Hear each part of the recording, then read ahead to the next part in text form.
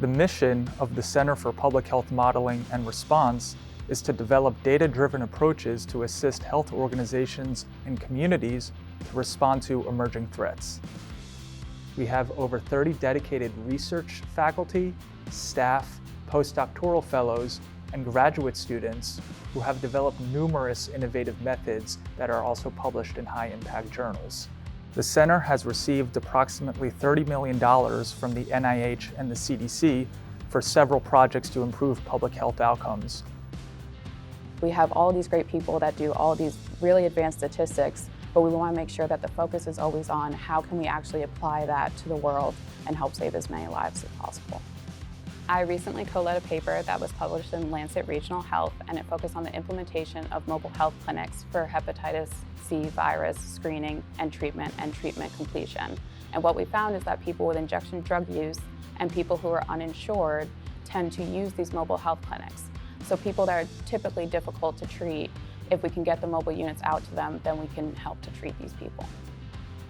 Our work has substantially contributed to improving health outcomes. During the COVID-19 pandemic, we developed an informative testing strategy to allocate resources to high-risk residence halls. This strategy was implemented by our university in real time and quickly contained an outbreak that was on the verge of forcing a shutdown. We were also among the first groups to demonstrate the real-world effectiveness of the COVID-19 vaccines and showed that immunity against general infection can substantially wane over time. We also developed a statistical modeling framework to identify and prioritize communities at high risk of opioid overdose and hepatitis C virus. This strategy is currently being used by our state health department and two largest health systems to allocate mobile health clinics to the highest risk communities in our state. We integrated state-level data from different resources, and we applied statistical models to identify the driving factors of these diseases and performed zip code-level predictions. This allowed us to identify the high-risk areas for opioid and hepatitis C virus. My current work focuses on the development of mathematical and statistical model for infectious disease forecasting.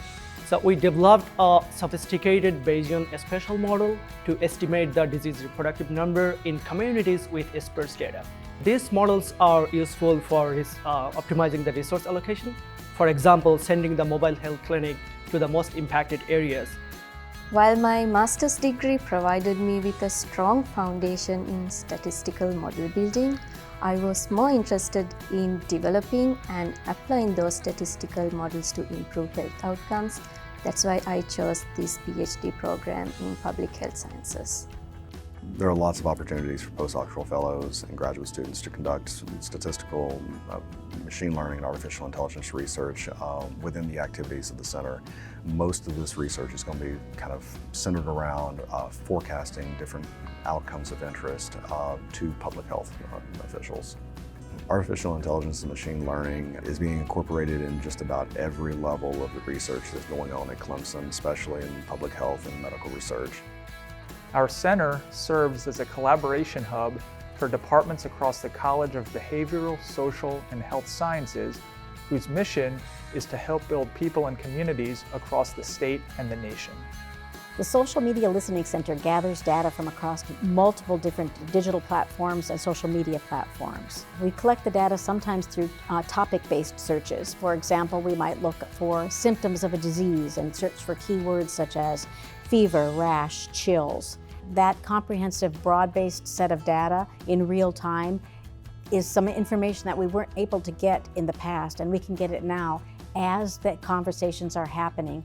In the future, we're looking at more opportunities for how we can use it to expand it in terms of artificial intelligence as a player in these conversations and machine learning for these interventions. Our center integrates social media data, wastewater samples, and electronic health records into statistical, mathematical, and deep learning models to predict and forecast outbreaks in real time.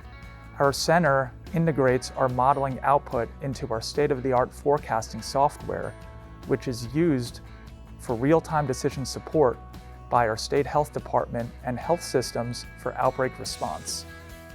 A way to do that is using visualization. So a lot of the visualization dashboard that we are developing are really meant to take the result of our model and make them easily accessible and understandable.